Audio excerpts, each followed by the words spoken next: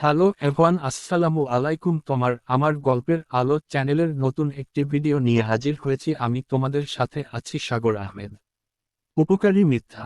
বাদশাহ আদেশ দিলেন, অপরাধীর প্রাণদণ্ড হওয়া উচিত।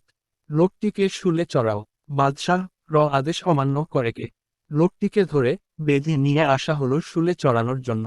লোকটা কাতর অনুনয় বিনয় করল, কিন্তু বাদশাহ অনড়। লোকটা বুঝল বাঁচবার তার কোনো আশা নেই। তখন সে বাদশাহ উদ্দেশ্যে গালাগালি শুরু করল। হাত পা ছুঁড়ে চিৎকার করতে লাগল।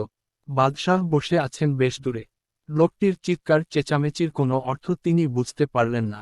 পাশে বসা একজন সভাসদকে তিনি জিজ্ঞেস করলেন, লোকটি কি বলতে চায়? সভাসদ দেখলেন ভারী বিপদ।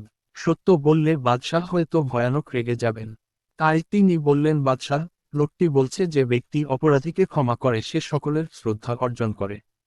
আমিও তো সকলের শ্রদ্ধা অর্জন করতে চাই। বাদশাহ লোকটির কথা শুনে খুব খুশি হলেন। বললেন, ওকে মুক্ত করে দাও। পাশেই দাঁড়িয়ে ছিলেন আরেক সভাসদ। প্রথম সভাসদের ওপর তার ছিল ভারী রাগ। সে তাড়াতাড়ি বলল, বাদশাহ, ওই সভাসদ মিথ্যা কথা বলছে। লোকটা আপনাকে গালাগালি দিচ্ছে। একে মুক্ত করা উচিত নয়। এই সভাসদের কথা শুনে বাদশাহ বেশ উত্তেজিত হলেন। রাগ করলেন তিনি। সভাসদের দিকে তাকিয়ে বললেন, ওর মিথ্যা কথা অনেক গুণে ভালো। কারণ ও মিথ্যা বলছে একটা লোকের প্রাণ রক্ষার জন্য, আর তুমি সত্য কথা বলছো দুটো লোকের ক্ষতি করার জন্য। তাহলে আমি কার কথা শুনব? ক্ষতিকর সত্যের চেয়ে উপকারী মিথ্যা আমার কাছে অনেক বেশি গ্রহণযোগ্য।